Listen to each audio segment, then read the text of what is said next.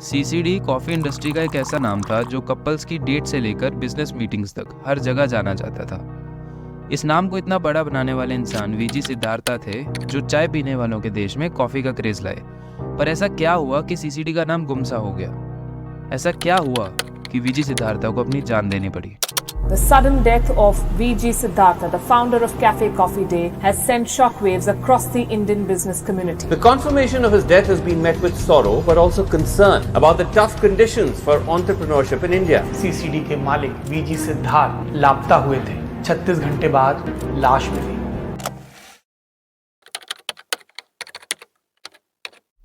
CCD की कहानी की शुरुआत होती है वीजी सिद्धार्था से।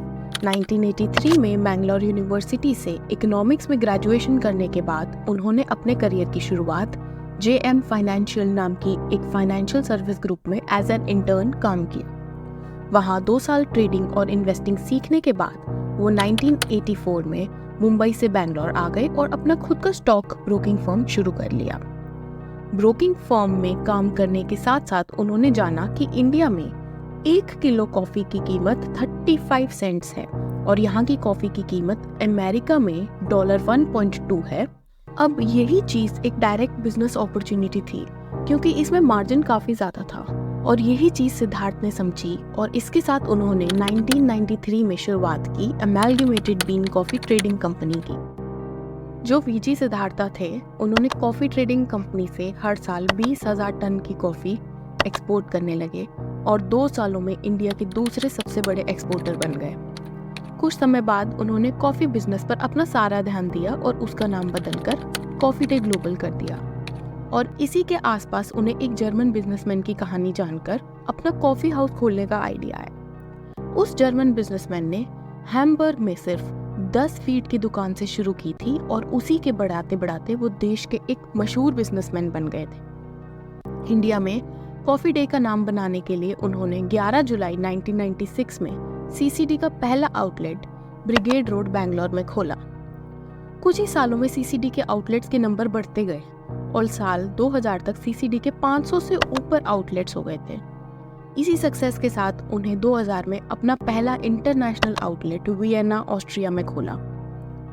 इतनी सक्सेस के साथ उन्होंने बिजनेस को और तेजी से बढ़ाने के लिए अपना पहला आईपीओ लाया और इस आईपीओ से उन्होंने 1150 करोड़ रेस किए और इस पैसे का इस्तेमाल करके 2000 प्लस आउटलेट्स खोले। कैफे कॉफी डे का एक्सपेंशन पूरे भारत में हो चुका था और हर कोई सीसीडी को एक गोल्डन मार्क मानता था।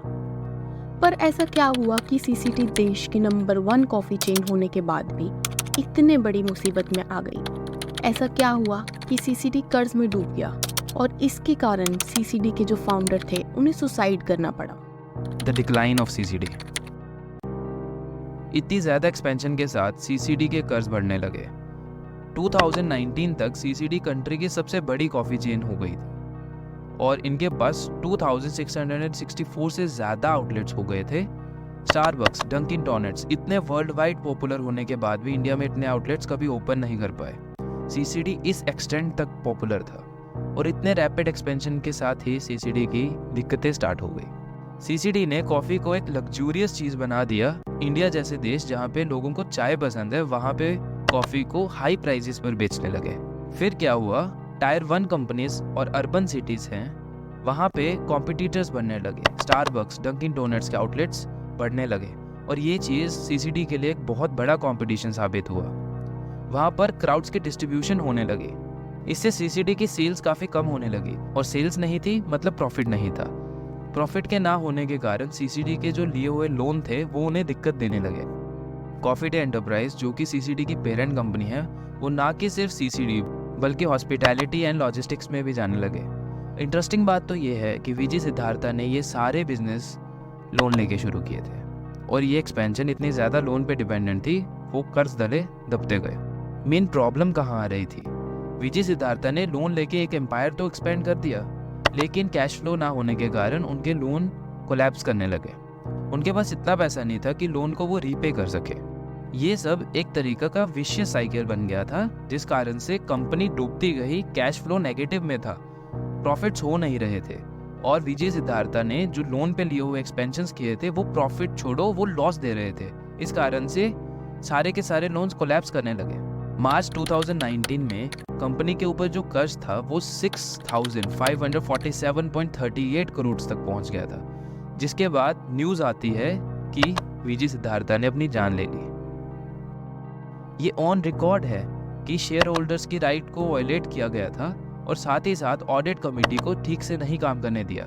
इस हद तक मिसमैनेजमेंट हो रही थी कि ऑडिट रिपोर्ट में आता है कि 40 सब्सिडरी कंपनीज थी जो लोन के पैसे पे डेवलप हो रही थी, और ये तक माना जा रहा था कि जो फंड्स रेज होते थे सीसीडी के नाम पे वो और वेंचर्स में इन्वेस्ट होते थे, यानी मनी रीडायरेक्ट हो रही थी एक सोर्स से दूसरे सोर्स तक। एक और मेजर दिक्कत सामने आई जो थी अनरिस्ट्रिक्टेड पावर, जो कि कुछ इंडिविजुअल्स के पास थे। 2017 की इनकम टैक्स रेट में ये पता चलता है कि कंपनी की सारी ग्रोथ डेट्स पर हो रही थी, और इसी के 2 साल बाद यानी कि 2019 में कंपनी के फाउंडर विजय सिद्धार्था ने सुसाइड कमिट कर लिया और एक सुसाइड नोट पीछे छोड़ दिया जिस पर लिखा था कि उन्होंने 30,000 से भी ज़्यादा जॉब्स क्रिएट की और अपने बिजनेस को नई ऊंचाइयों तक पहुंचाया, पर डेट्स के कारण वो अंडर प्रेशर थे।